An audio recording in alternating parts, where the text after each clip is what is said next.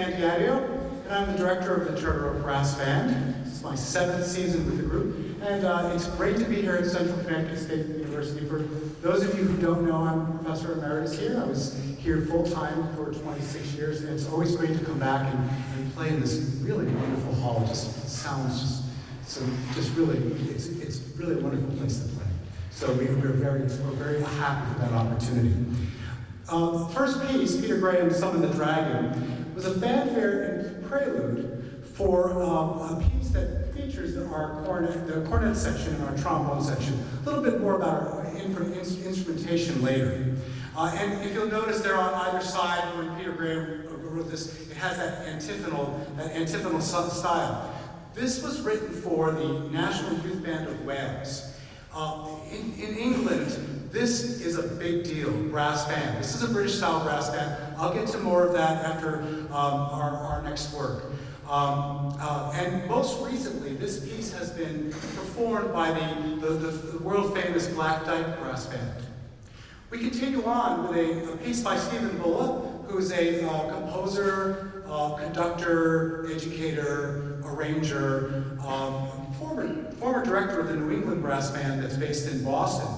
And it's based on a 19th century gospel song, and I'm happy to say, by 2 female composers, Fanny Crosby and Mrs. Joseph Knapp. The solo that you're going to hear this evening is with flugelhorn and trumpet, was originally written for Philip Smith, who was principal trumpet of the New York Philharmonic.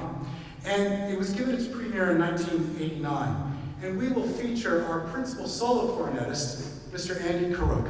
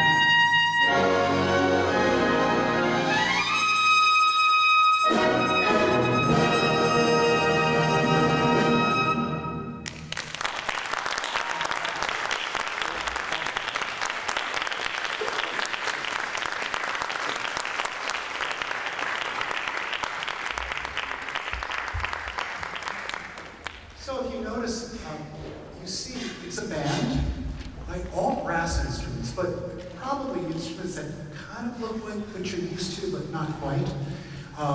We're going to start with instruments that you do know. We have a percussion section that goes along. They add wonderful color. And if you'll notice, we have a player who plays a lot of the mallet instruments and many of the auxiliary instruments. We have a timpanist. And we also have a player who plays set. Many of the brass bands use a set very often in the ensemble. It's just an interesting combination, and it's really based on the traditions that we have learned and we have brought over in style from the brass band tradition. We also have trombones right over here. And those are, it's the same situation. They're an instrument that is a traditional instrument that we all know. Now, on this side of the instrument, this side of the band, we have instruments that look like trumpets, but they're cornets, right? They're like the clarinets in the band and the violins in the orchestra. And you'll notice they're pretty much the same style of instrument, but they're conical. They flare out just a little bit sooner. Not only do we have a B-flat cornet, which most people play, but to add brilliance on top, we have an E-flat cornet player right here. It's pitched a fourth higher. So when you hear that high clarion sound, that's the E-flat soprano, right? So in the middle here, actually we'll get to the middle in a second. We have another instrument that you're probably aware of, especially if you listen to a lot of jazz music, is the flugelhorn.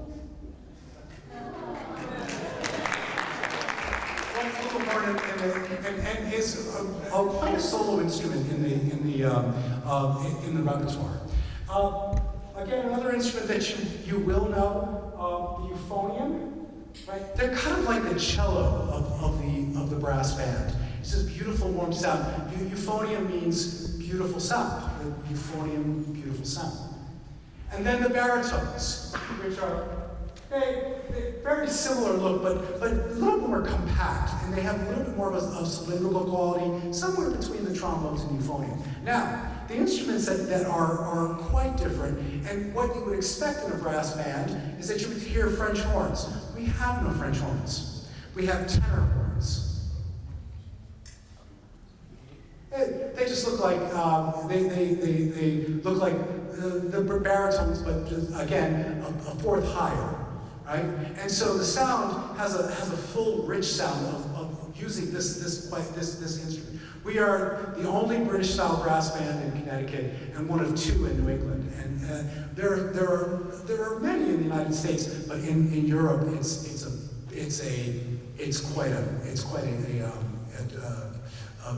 a large number of groups like this. Our next work by Kevin Norbury is a work that I'm sorry. You know something? We did a concert in Madison the other day, and I forgot the flugelhorn. Right? I'm sorry. They will never let me forget this. So we also have basses. They're not tubas. They're basses. And two of them are pitched in B flat, and two are pitched in E flat. So they're the motor of the band. I mean, they are the motor of the band, right? So we go on to our next piece, Variations on Maccabeus. This is a set of variations that was composed by for the Salvation Army International Staff Band when they toured Australia in 1995. The piece is based on the ceremonial style chorus of See the Conquering Hero Comes from Handel's Oratorio Maccabeus. Now, many pieces for brass band are written in Lehman variation style, and that really provides a symphonic setting. And so you'll hear the tune, and you'll all know the tune. It's a very famous melody that many of us know. And then we'll hear it played in a dance-like style, and then in a chorale, and then in a waltz, and then in a fugue. And then we'll come back with a grand return of the theme. This is Variations on Maccabeus by Kevin Norbury.